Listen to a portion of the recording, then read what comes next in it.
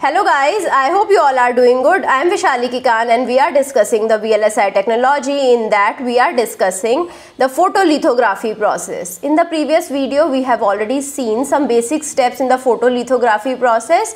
I hope you all have seen that video. If not, I recommend you strongly that go and watch the previous video first and then come to this video. Now today in this video we are going to talk about the alignment and the exposure process. Alignment and the exposure process is the most critical process in the IC fabrication.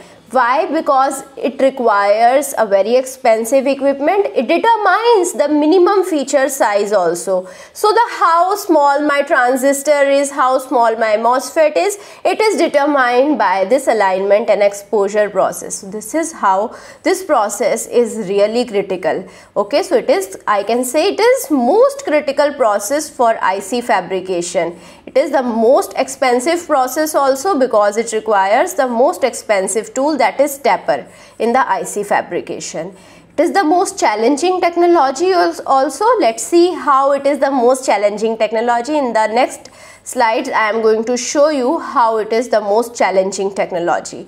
Now it determines the minimum feature size. Actually these data are taken from a book which was published earlier. So these data are not the recent data. So 0.18 micrometer ICs were there at that time and this was pushing towards 0.13 micrometer. Currently we have a smaller feature size as well. Now coming to the alignment and exposure tools. What all tools we require? Contact printer, proximity printer, projection printer and the stepper. Okay, so all of them can give me the alignment and exposure. Okay, so we will be seeing what are the difference between all of them. Okay, which one is the best alignment and exposure tools? So let's see. First of all, what is the contact printer? It is a very simple equipment which was used before mid-70s. Okay, it has a very high resolution and the resolution was capable for sub-micron type of feature size as well. Okay, it will be giving me direct mask wafer contact and it will be giving us the limited mask lifetime. Why? Okay, so let's suppose we have a contact printer. What is a contact printer? It's a simple glass on which we have printed our mask. Okay, with the help of normal black paint we have printed the mask or whatever patterns that we want on the IC. Now this glass we have put directly in contact with the wafer.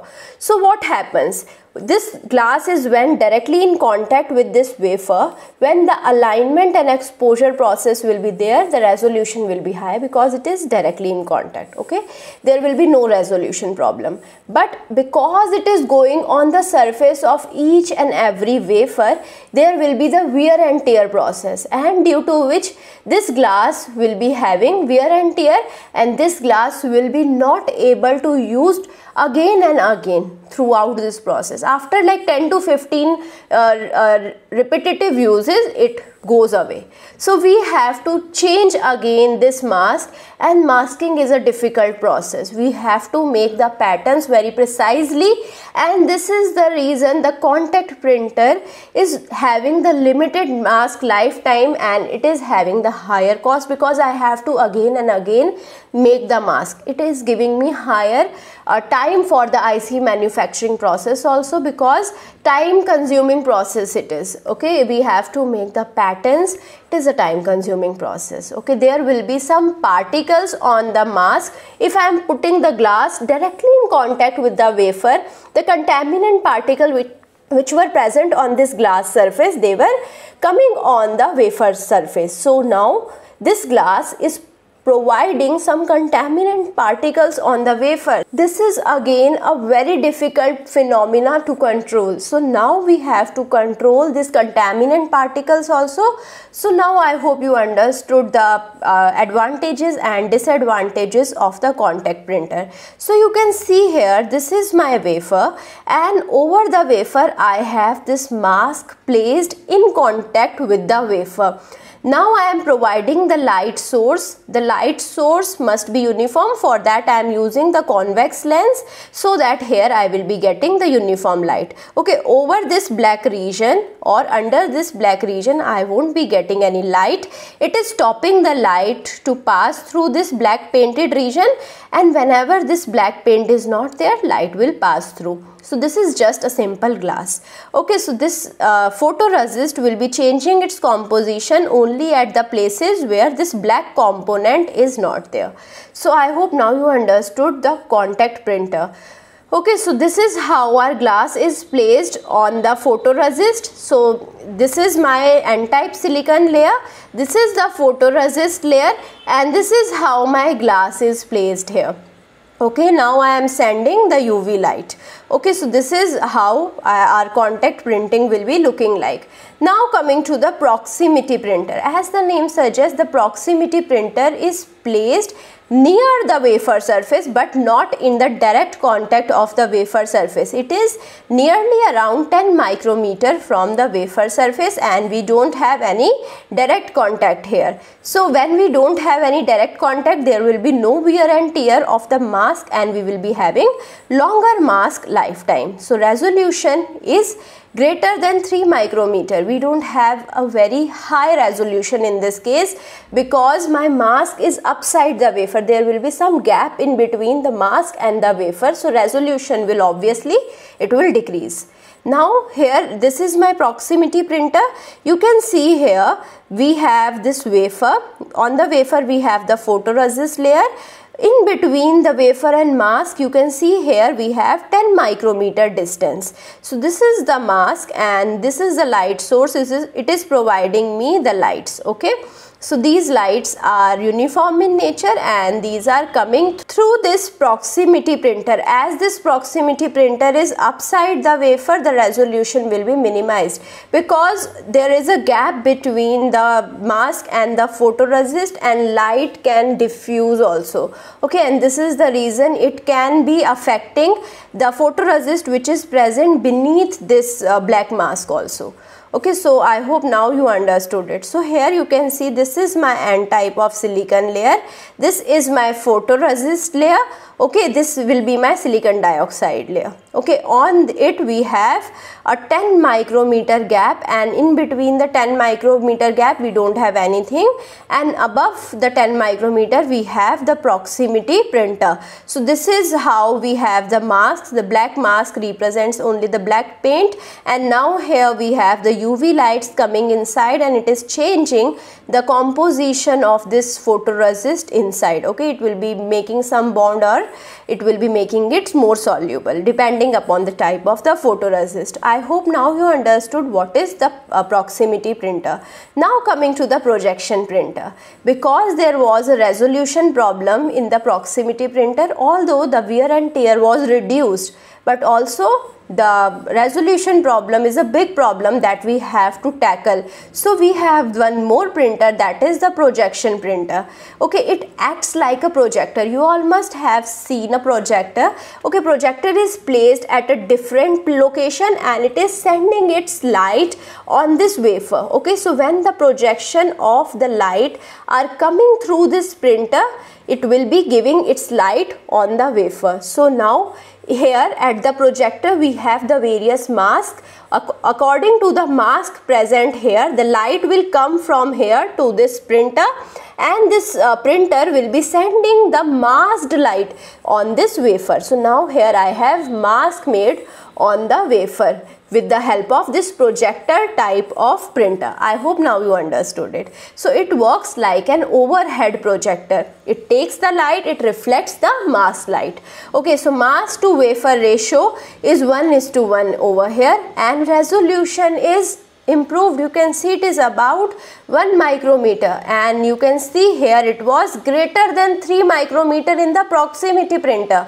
I hope now you understood how good the projection printer is. As the lights are coming to this projection printer and they are reflected from here towards the wafer, there is no wear and tear. So wear and tear problem is also reduced here. So you can see here we have the mask placed above. Okay, so here we have the wafer. There is a big difference between the photoresist layer and the mask. So the lens is taking the light source, it is sending it onto the wafer from the mask. The mask is filtering the light and it is sending the filtered light only towards the wafer. Okay, so now here you can see the scanning projection system. Here we have the light source. The light source is passed through this slit. Okay, when the light source is passed through this slit, it will be diffusing. We know that the diffusion phenomena will be taking place when light passes through the slit. Okay, when it passes through the slit, it comes to the lens, and this is the convex lens. Okay, so it will again condense the light, and now the light is again converged and it falls on the mask. Okay, so now at the mask we have a very condensed light, very converged light. It is just like a point source here at the mask. Okay, so that full light will be passing through it. Okay, so now here again we have a lens. The lens will again converge this light, and again on the wafer surface also the light will be very intense. So here we don't have any light intensity problem because of this lens that we are using. It tackles all of the light intensity problem, and at the surface again I will be getting the intense light which will be changing the photoresist composition easily. So here I am using two lenses. So here I will be having the synchronized mask and the wafer movement only. Okay, if I am not having the synchronized mask and wafer movement, then there will be a different patterns that I don't want to form, and the wafer will be useless then. Okay, so now coming to the stepper. What is stepper? We have already talked about three types of printers. This is the last type of printer that we have for the photolithography process. It is widely used in the industries. So it is the most popular used photolithography tool in the advanced IC fabrications. It reduces the images and gives very high resolution, and this gives it very high importance than the other type of printers, that is contact printer, proximity printer and the projection printer. All of them are very insignificant in front of the stepper printer. So here we have the 0.25 micrometer and beyond feature size. This is very less. Okay, so it is very expensive also. This is one of its disadvantage. Okay, so there is a question that why does the 5:1 shrink ratio is more popular than the 10:1 shrink ratio. Okay, so 10:1 image shrink has the better resolution than 5:1 image shrink. Okay, we were shrinking the image with the help of lenses, I hope you remember. However, it only exposes a quarter of the area. Okay, and this is the reason, which means total exposure time will be quadrupled. Okay, it will be 4 times if I am using the 10:1 image shrink. It is having although better resolution, but it exposes only 1/4 of the area. So if I have to expose full area, then I have to take the exposure time, which is 4 times. So to reduce that possibility, I use 5:1 shrink ratio. So now step and repeat alignment and exposure. You can see the various things over here. We have the light source, we have the projection lens, we have the reticles, and then we again have the projection lens, and here we have the wafer.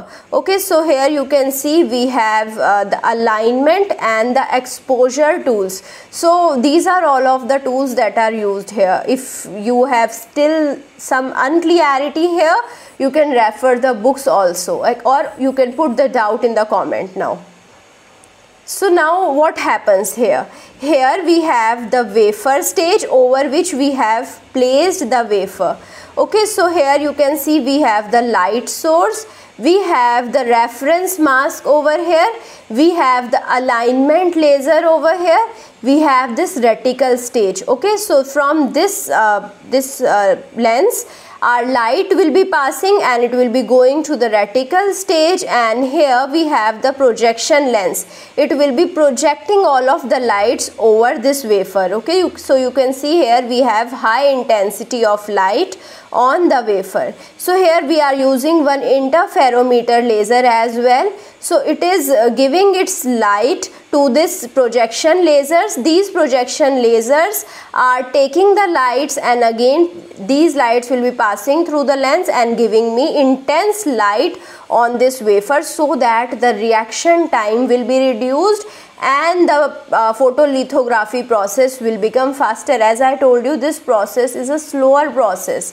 Okay, so we need to improve the process with the help of increased intensity of the light, so that photoresist will be changing its properties in the lesser time duration. So now exposure light source. We have various types of light source that we use, which can be having short wavelength, high intensity and high stability. It can be taken from the high pressure mercury lamp and the excimer laser as well. So you can see the spectrum of the mercury lamp. So here in the spectrum of the mercury lamp, you can see we have the high intensity at the I line, at the H line and at the G line. So we use these wavelength for our light purpose. Okay, so we use the light source as the I line or H line or G line, because here only I am getting the maximum intensity. Even though I don't prefer the H line, because the intensity is like almost half here if I compare it with I line and the G line intensity, which is at 365 and 436 nanometer wavelength. So these wavelength of light I prefer. So you can see here, if I am using the mercury lamp, I have high intensity at G line, H line and I line. Wavelength are 436 nanometer, 405 nanometer and 365 nanometer. Feature size can be here to be 0.5 in G line. It is around 0.35 to 0.25 in I line. In excimer laser we have XCF, and it is having the wavelength 351 nanometer. So we have XECL. Okay, so we have 308 nanometer. Then we have deep UV light, which is having the wavelength 248 nanometer. Here you can see we have the lesser feature size. As we are moving downward, we are having the lesser and lesser feature size, which means shorter and shorter the transistor size will be. Okay, so we have ARF, which is 193 nanometer, and here also feature size is reduced, which is from 0.18 to 0.13 nanometer. Micrometer. Okay, so now here we have fluorine lasers. The fluorine lasers will be having wavelength 157 nanometer, feature size 0.13 to 0.1 micrometer. Now coming to the exposure control, we have to control the exposure by production of light intensity and the exposure time. Okay, so if I have very high exposure, then also the properties will be changed for the photoresist, and if I have very less exposure, then the photoresist will be taking very much time to change its properties. So we must have very precise exposure control. It is very similar to the exposure of the camera. If you set any camera, if you want to take any picture, you set the exposure. If the light intensity is less, you increase the exposure so that light will be normalized. Okay, so we control the intensity by the electrical power. We supply the outward electrical power, and this outside electrical power control the intensity of light. We can have the adjustable light intensity, and we can have routine light intensity calibration as well. So if someone did a routine illuminator intensity calibration with the reticle still on the stage, what kind of problem will it induce? If the reticle is there and I am changing the illuminator intensity, what will be the changes or what will be the problems it will have? So since the reticle can block some light, the photo detector will still receive the less of the photons than it should receive, and I can set a higher intensity then I should set. Okay, so I should remove the reticle, then only I should set. So therefore it will be giving me a lower reading. To calibrate, the applied power will be increased and light intensity will be higher than it should be. So this is the reason we will be having the overexposed regions and we will be having the CD losses. Okay, I will be talking about the CD losses as well in the later section. So now I hope you understood. If I have to increase or set the intensity, so what I will be doing, I will be removing the reticle and then only I will be setting the intensity. So these are the references. I hope you understood each and every topic that I have discussed today in this video. If you still have any kind of doubt, please feel free to contact me, and you can put also your doubt in the comment section. We put a lot of hard work to make this content for you. So please like, subscribe and share it with your friends if you like this video, and I hope you will be sharing it with your friends and giving me all of your feedbacks. Thank you.